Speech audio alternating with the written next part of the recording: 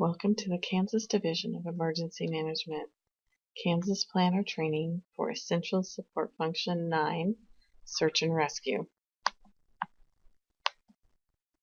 The overview of ESF 9 and the Kansas Planning Standards. Here's a link to the 2014 Kansas Planning Standards. You need to print those off so you can fill out the pertinent information to be able to update your ESF 9.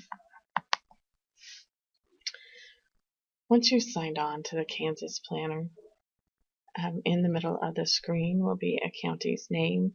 You need to highlight that name and clear it and type in your county name and then pick your emergency operations plan. Once you're in your plan, you need to click on Annexes. Within Annex on ESF 9, you click Annex Details. And here is where you will choose your coordinating, primary, and support agencies. Once you have chosen your agencies, click Save. Within the same screen, you will click on Customize Annex. And on the left, there will be a drop-down screen. You will drop it down and pick Concept of Operations.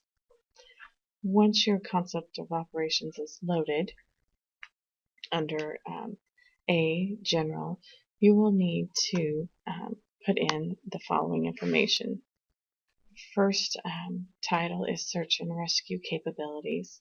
You'll need to identify agencies responsible and process for search and rescue management during emergency situations to include, but not limited to, lakes, ponds, streams, swift water rescues.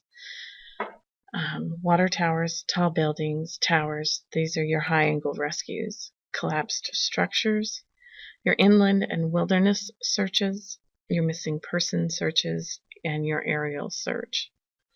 Identify the ability to sustain search and rescue hours of the initial 72 hours. Then identify the process for requesting additional search and rescue assistance. Then under the title of Recovering Victims, you need to identify how to handle victims recovered during search and rescue operations, to include, but not limited to, victims who are injured, victims with no injuries, fatality victims, and partial remains. Then identify the process in transporting victims to emergency treatment centers, mass casualty, or fatality collection points in coordination with ESF 8. You have to identify the agency responsible in transporting injured victims to the identified center, identify agencies responsible for transporting fatality victims, and then identify agencies responsible for transporting remains to all the identified centers. Then under the heading of vulnerable needs, you need to summarize guidance for handling vulnerable population.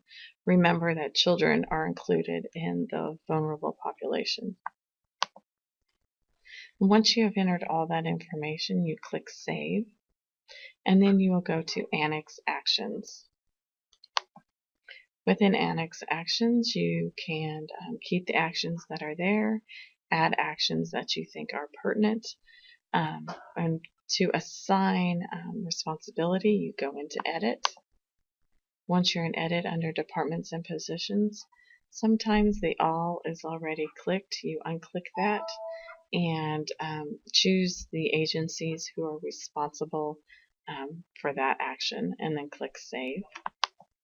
And then under the same screen, you will click on Risks and Hazards and choose the risks and hazards that are associated with this action, and then click Save. Under the File Archives in the middle of the screen is where you upload your files.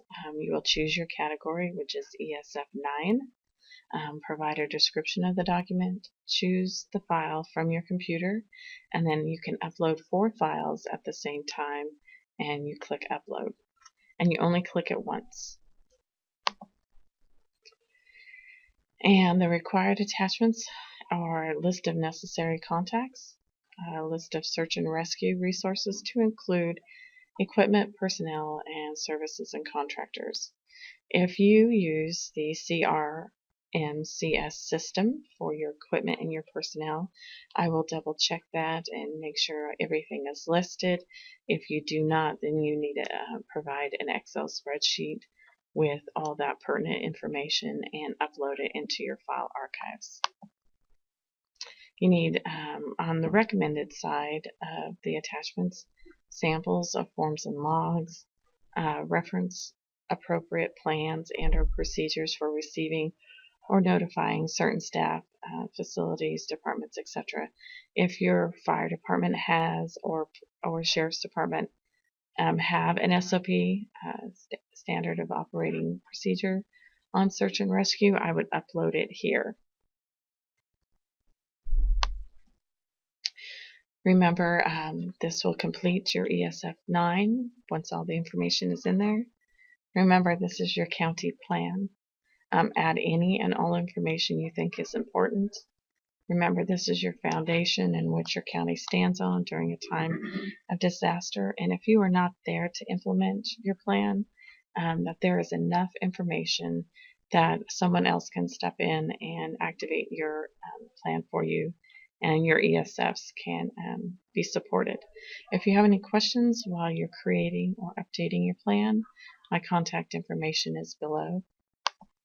And thank you.